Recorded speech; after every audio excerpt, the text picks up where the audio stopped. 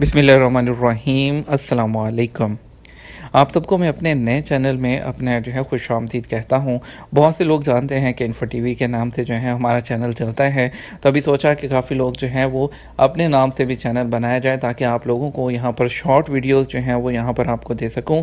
Info TV channel पर हमारी जो मेन वीडियोज़ हैं जो कि हमारे न्यूज़ बुलेटिन से रिलेटेड होंगी वहाँ पर आती रहेंगी। यहाँ पर हम आपको डिफरेंट टॉपिक पर शॉर्ट वीडियोज़ जो हैं वो यहाँ पर प्रोवाइड करेंगे। आज की वीडियो में हम बात करने वाले हैं, लेकिन उससे पहले आपने अगर चैनल को सब्सक्राइब नहीं किया, ज़्यादा से ज़्यादा इस चैनल को भी सपोर्ट कीजिए, इसको सब्सक्राइब कर लीजिए, क्योंकि यहाँ पर आपको टॉपिक वाइज जो है वो यहाँ पर वीडियोस मिलेंगी। और इसके अलावा आज की वीडियो में बात करने वाले हैं कि वो लोग जो बहरीन और ओमान से आना चाहते हैं उसका प्रोसीजर क्या है और इस पर कितनी कॉस्ट आएगी। इसके लिए तो सबसे पहले तो आपको बताते हैं कि बहरीन के हवाले से तो हम ऑलरेडी वीडियो जो है वो बना चुके हैं और इन्फो टीवी चैनल पर हमने अपडेट भी की है उसको, लेकिन यहाँ पर आपको मुख्तसरन बता देते हैं कि बहरीन से आने के लिए या तो आप किसी एजेंट से जो है वो पैकेज ले सकते हैं।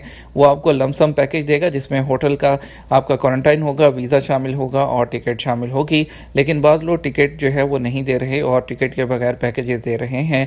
लेकिन अगर आप खुद से अरेंज करना चाहते हैं तो आप बहरीन की ऑफिशियल वेबसाइट के ऊपर जाइए, ऑनलाइन वीज़ा अप्लाई कीजिए। वीज़ा लेने के बाद आप अपने तौर पर जो है वहाँ पर जाकर या ऑनलाइन ही कोई होटल बुक कर सकते हैं। होटल बुक करने के बाद वहाँ क्वारंटाइन कीजिए। वहाँ पर आपको पीसीआर का टेस्ट करवाना होगा जो कि हर 5 दिन के बाद बहरीन में आपको करवाना पड़ेगा। 36 दिनार जो है बहरीनी वो तकरीबन यहाँ के कुछ 400 रियाल बनते हैं सऊदी अरब के, तो वो आपको पर टेस्ट जो है वो भी करवाना होगा। अराउंड अबाउट जो इस पर लागत आएगी, जो कॉस्ट आएगी आपकी, वो 8 से 10 हज़ार आपका टोटल खर्चा आ जाएगा सऊदी अरब पहुँचने पर। एक तो ये आपको चीज़ रखना होगी। और वाया ओमान आने के लिए भी आपको जो है वहाँ पर आप कतर से वाया कतर आ सकते हैं। इसके अलावा कतर के अलावा आप मालदीव से आ सकते हैं, आप बांग्लादेश से आ सकते हैं, या उसके अलावा जितने भी आपके आसपास के पड़ोसी मुल्क हैं जहाँ पर आप इजीली जा सकते हैं और वहाँ से जो डायरेक्ट फ़्लाइट अवेलेबल है वहाँ क्वारंटाइन करने के बाद आप आ सकते हैं। लेकिन फिर वक्त दुबई से नहीं आ सकते क्योंकि दुबई भी उन 20 मुल्कों में शामिल है जिन पर पाबंदी लगाई गई है। तो पाबंदी भी शायद इसी वजह से दुबई पर लगाई गई है क्योंकि एक तो वहाँ पे कोरोना के केसेस हो रहे हैं, सेकंड ये कि लोग जो बहुत ज़्यादा वहाँ से भी होकर दुबई से वहाँ यहाँ पर आ रहे थे, और जो हमारे इंडिया के भाई थे वो तो तकरीबन जो है वो इंडिया से यूएई जाकर वहाँ से आ रहे थे, लेकिन अभी भी वो लोग भी वहाँ पर फंस कर रह गए हैं। तो उन लोगों का भी ये पूछना है कि वो लोग को यहाँ पर कब तक आ सकते हैं। तो उनको वहाँ पर जो है ज़्यादा स्टे करने की बजाय उन लोगों को चाहिए कि जो या तो वापस चले जाएँ, जो है इंडिया वापस चले जाएँ और वेट करें, या फिर वहाँ से किसी और कंट्री जाएँ। इंडिया के लोगों के लिए सबसे बेस्ट तरीका ये है कि वो नेपाल जाएं, उनके बिल्कुल नेपाल साथ हैं, और नेपाल जाकर वहाँ पर जो है क्वारंटाइन करने के बाद वहाँ से डायरेक्ट यहाँ पर आ जाए, क्योंकि नेपाल में ऑलमोस्ट उनको कॉस्ट भी बहुत कम आएगी। और इंडिया में तो इस वक्त बहुत ज़्यादा पैकेजेस जो हैं वो चल रहे हैं डिफरेंट ममालिक के लिए। और आपको जो है अगर वाया ओमान या वाया कतर आना चाहते हैं तो आप वहाँ से भी आ सकते हैं। वहाँ पर आपको क्वारंटाइन करना होगा, लेकिन ओमान अपने जो है आजकल पाबंदियाँ लगा रहा है, तो ओमान में थोड़ा आपके लिए मुश्किल हो जाएगा।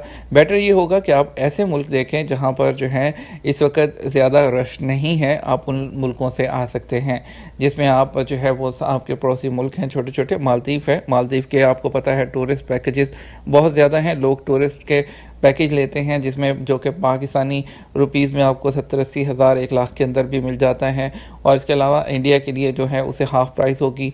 तो इस तरह के डिफरेंट जो कंट्रीज़ हैं वहाँ पर आप क्वारंटाइन करने के बाद आ सकते हैं। और फ़्लाइट्स की बहाली के हवाले से अगर देखा जाए तो इंशाल्लाह पूरे चांसेस हैं, क्योंकि देखें आगे हज आ रहा है। हज के हवाले से भी ये ऐलान किया जा चुका है, बाहर से आने वालों को लोग वैक्सीन जो है उनको लगवाना होगी।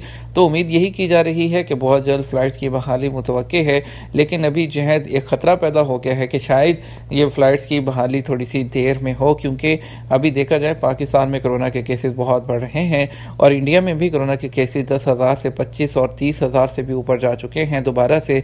तो ये एक लहर दोबारा से वायरस की चली है। तो इस बारे में अभी हतमी तौर पर कुछ भी नहीं कहा जा सकता। इसलिए अगर आपका वीज़ा एक्सपायर हो रहा है और आपके पास कोई और ऑप्शन नहीं है, आना चाहते हैं, तो इस तरीके से आप आ सकते हैं। अगर इस बारे में आपको मज़ीद कुछ इन्फॉर्मेशन चाहिए हो तो आप नीचे हमें कमेंट में बताइएगा, इंशाल्लाह हम आपको ज़रूर गाइड करेंगे। वीडियो को ज़्यादा से ज़्यादा लाइक और शेयर और चैनल को सब्सक्राइब करना मत भूलिएगा। Thank you so much. अस्सलाम वालेकुम।